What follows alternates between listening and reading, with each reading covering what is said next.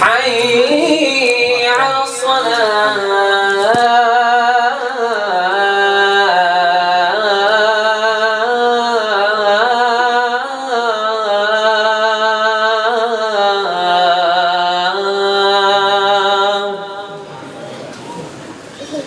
حي على الفلاح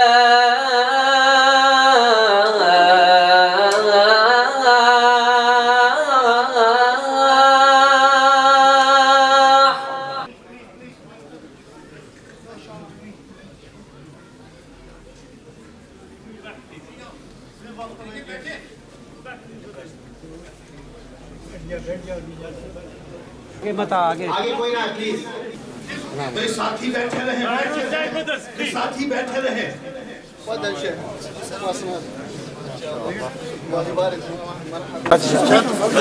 जी एक मिनट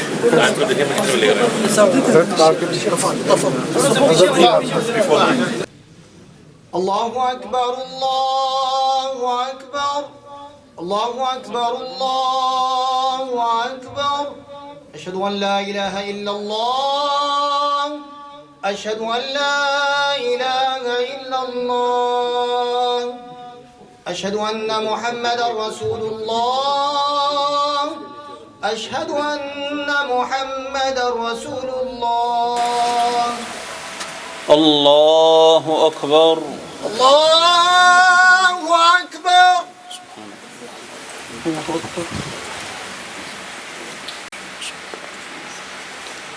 الحمد لله رب العالمين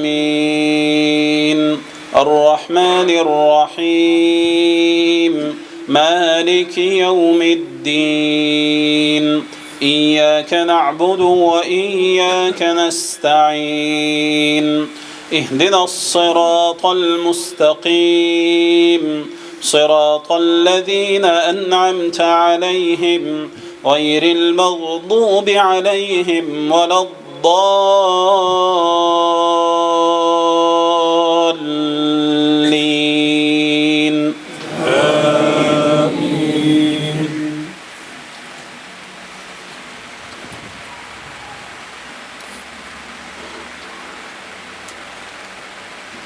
والسماء ذات البروج واليوم الموعود وشاهد ومشهود قتل أصحاب الأخدود النار ذات الوقود إذ هم عليها قعود وهم على ما يفعلون بالمؤمنين شهود وما نقموا منهم إلا أن يؤمنوا بالله العزيز الحميد الذي له ملك السماوات والأرض والله على كل شيء شهيد إن الذين فتنوا المؤمنين والمؤمنات ثم لم يتوبوا فلهم عذاب جهنم ولهم عذاب الحريق إن الذين آمنوا وعملوا الصالحات لهم جنات تجري من تحتها الأنهار ذلك الفوز الكبير الله أكبر الله أكبر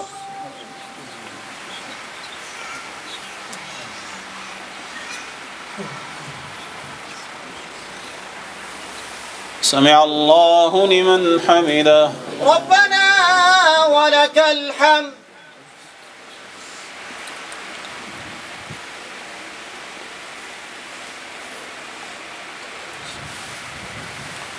الله أكبر الله أكبر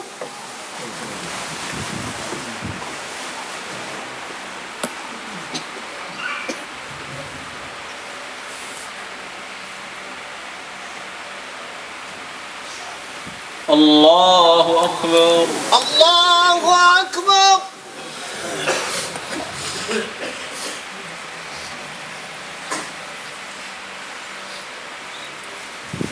الله أكبر الله أكبر.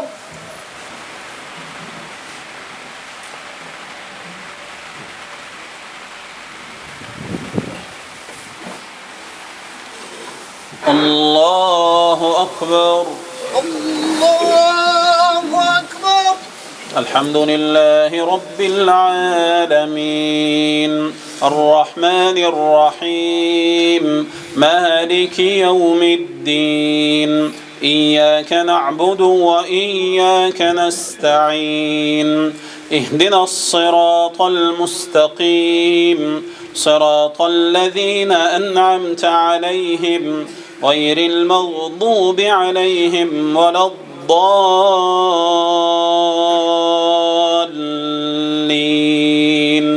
آمين.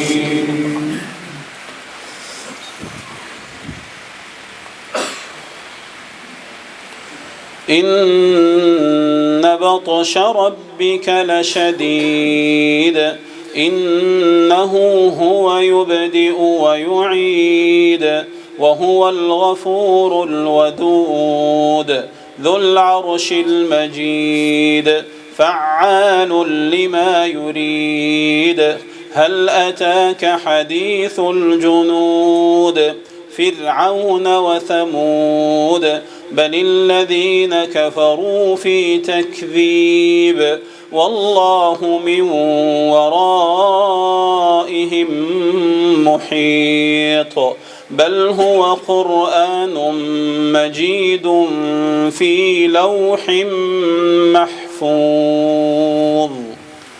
الله أكبر الله أكبر.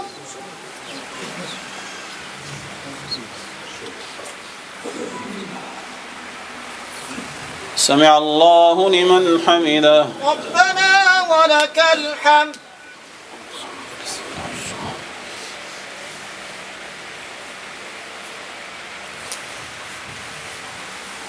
الله أكبر الله أكبر. سارے بھائی تھوڑا تھوڑا پیچھے ہو جائیں ایک ایک فٹ پیچھے ہو جائیں پلیز ادھر سانس لینا بھی مشکل ہو رہا ہے ایک ایک فٹ پیچھے ہو جائیں دوبارہ ان کو آنے دینا کہ نہیں اس کی کیمرہ سے چاسو میں مائک ٹھیک ہے چلو شروع کریں بسم اللہ مولانا عمران صاحب آج شروع کریں بغیر کسی تاخیر کے میں آج کے اس پروگرام کے جو منتظم اعلیٰ ہیں اور اس مسجد کے بانی اور خطیب ہیں حضرت مولانا خالد الصبر حق مدنی صاحب ان کی طرف سے اور پوری مسجد کی طرف سے اور پورے میں کہتا ہوں کہ پورے برمنگھم کی طرف سے اور پورے انگلینڈ کی طرف سے امام صاحب کو یہاں پر دل کی عطا کرائیوں سے خوش آمدید کہتے ہیں اور میں حضرت قاری صاحب سے گزارش کروں گا کہ وہ اپنا خطبہ استقبالیہ پیش کریں. بسم اللہ الرحمن الرحیم.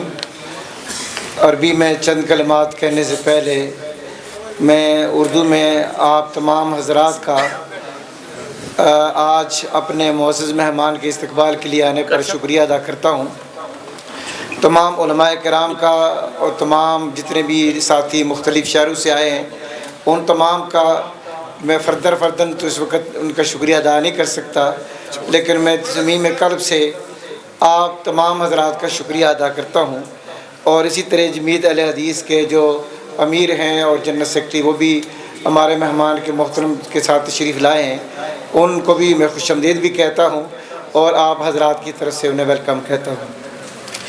آج اتنے تفصیل کا وقت نہیں ہے چونکہ مہمان دن بھر اپنے کام کی اور مطالعے کی وجہ سے مصروف رہے ہیں اور ابھی معلوم نہیں کہ کتنے اور بھی سلسلہ رہے گا، اس لیے میں اسی پر اکتفا کرتا ہوں اور توقع رکھتا ہوں کہ آپ کی یہ مسجد جسے آپ نے اپنی سمجھ کے آپ یہاں آئے ہیں انشاءاللہ ہمیشہ آپ کی خدمت میں پیش رہے گی. تو چند الفاظ چونکہ عربی ہمارے معزز مہمان کی زبان ہے اسی میں کچھ کہنا چاہیے تو میں چند باتیں کہنا چاہتا ہوں. اس سے پہلے کہ لکھی ہوئی بات میں نے عرض کروں تو میں اتنی بھی بات کہتا ہوں کہ ما عندنا شیء بنسبت امامکم وخدمتکم لنا نقول الا نرحبکم ونقدمکم جمیل تحیات من جمیل انواع علی هذه الفرصہ. الحمدللہ. بسم اللہ الرحمن الرحیم. ان الحمد للہ نحمده ونستعینه ونعوذ باللہ من شرور انفسنا ومن سیئات اعمالنا من يهده الله فهو المهتد ومن يضلل فإن تجد له وليا مرشدا. وصلى الله عليه سيدنا محمد المبعوث رحمة للعالمين وعلى آله وصحبه وسلم.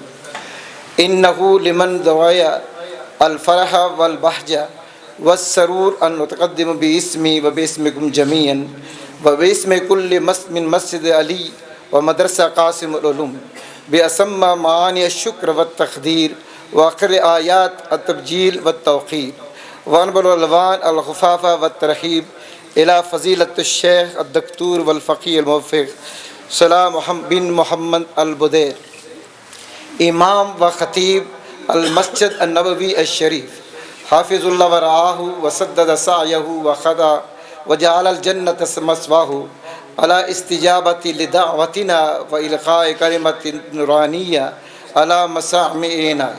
والشكر موصول لسعادة السفير المؤخر سفير المملكة العربية السعودية حافظه الله وإبقاها للإسلام والمسلمين الأمير محمد بن نواف بن عبد العزيز سفير المملكة لدى بريطانيا. كما نشكر كل من الدكتور أحمد الدبيان الملقي للثقافي للسفارة والشيخ عبد العزيز الحرب مسؤول مكتب الدعوة للسفارة. جزا الله سعيكم وتاب ممشاكم وتبوأتم مقعدا في الجنة. أخوكم تصور الحق مدير مدرسة قاسم العلوم. بسم الله الرحمن الرحيم.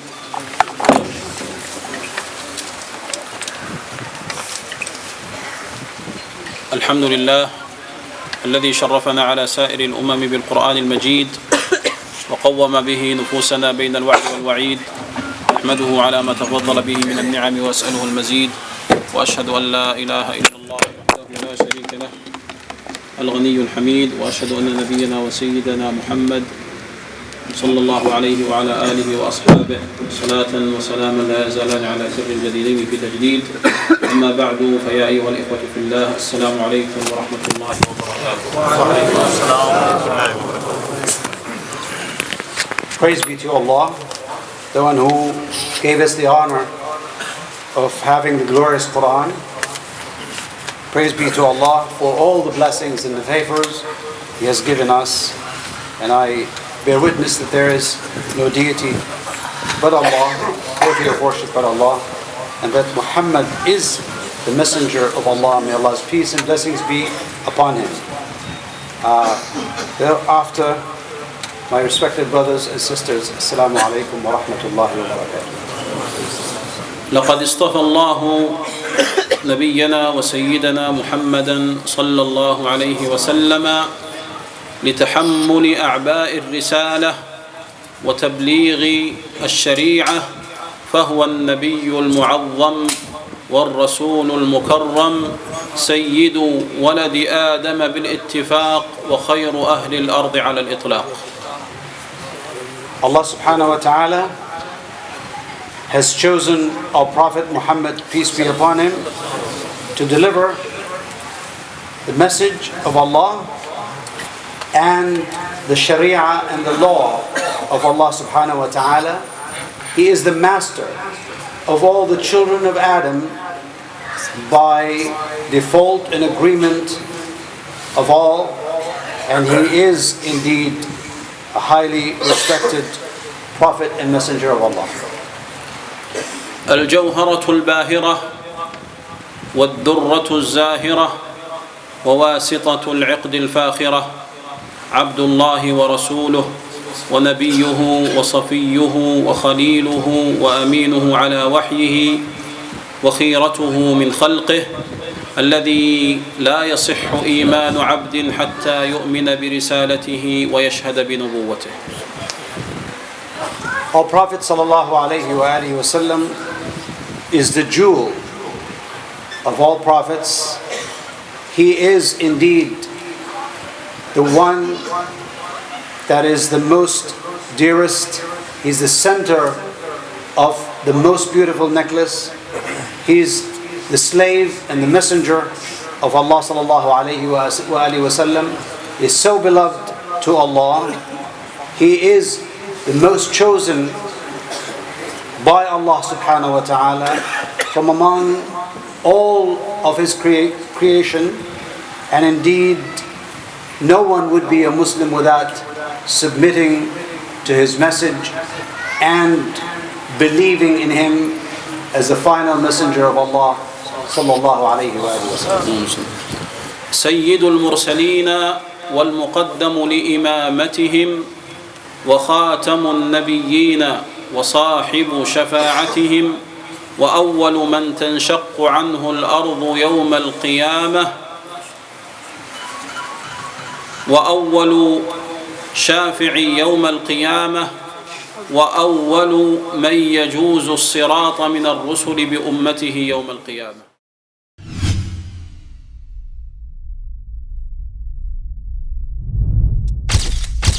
Message TV. This is your channel. This is your channel.